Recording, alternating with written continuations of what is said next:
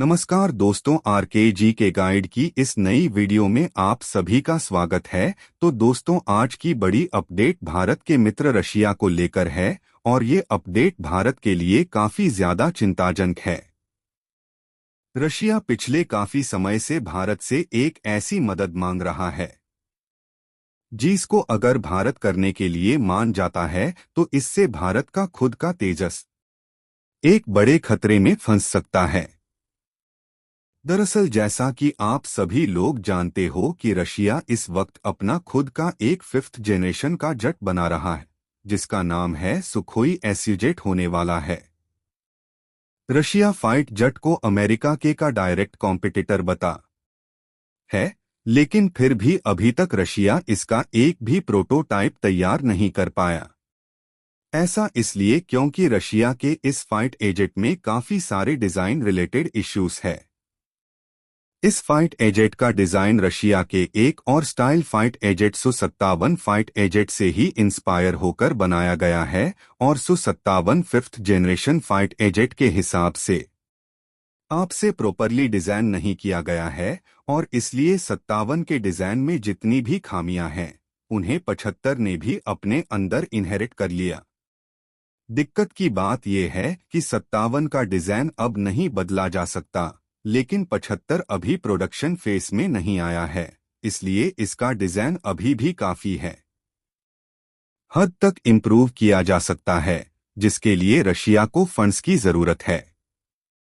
लेकिन Russia Ukraine war की वजह से रशिया के पास अभी सफिशिएंट अमाउंट में फंड नहीं है। इसलिए रशिया अपने Su-75 को बचाने के लिए कई बार भारत से मदद मांग चुका है। रशिया लगातार भारत पर दबाव बना रहा है कि भारत रशिया से उसका ये स्टाइल फाइटर जेट खरीद ले, क्योंकि जब भारत रशिया के 5th जनरेशन की जॉइंट डेवलपमेंट प्रोग्राम से बाहर निकला था तब भारत ने रशिया को ये आश्वासन दिया था कि हम भविष्य में रशिया से फ्लाई अवे कंडीशन में स्टाइल फाइट एजेट खरीद सकते हैं।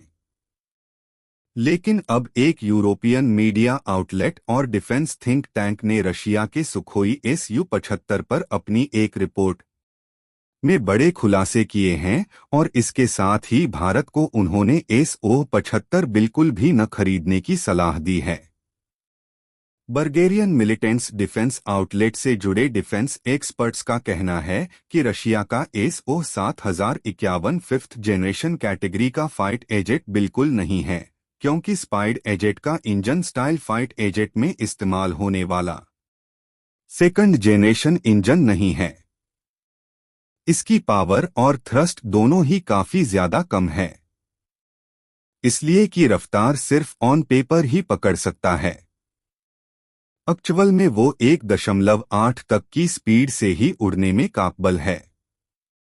इसके साथ ही इसके इंजन के कंप्रेसर ब्लेड बाहर की तरफ निकले हुए हैं, जो कि इस स्पाइड एजेट के स्टाइल्स फीचर को कम करते हैं और ये आसानी से दुश्मन देश के रडार पर दिखाई दे सकता है। इसके अलावा डिफेंस एक्सपर्ट्स ने इसके बेल फ्री फ्लैशलाइट और इसके विंग एंजल्स पर भी सवाल उठाए हैं और अब इन्हीं सब कारणों की वजह से डिफेंस एक्सपर्ट्स Su-75 को 5th जनरेशन का नहीं बल्कि 4.5th जनरेशन कैटेगरी का मानकर चल रहे हैं। डिफेंस एक्सपर्ट्स का कहना है कि Su-75 खरीदना भारत के लिए सबसे बड़ी बेवकूफ़ी होगी, क्योंकि भारत ऑलरेडी अपना खुद का 4.5th जनरेशन का सिंगल इंजन फाइटर यानी कि तेजस मार्क 2 बना रहा है। तेजस मार्क 2 का प्रोटोटाइप जल्द ही रोल आउट कर दिया जाएगा, जबकि Su-75 का प्रोटोटाइप अभी बनना भी शुरू नहीं हुआ है।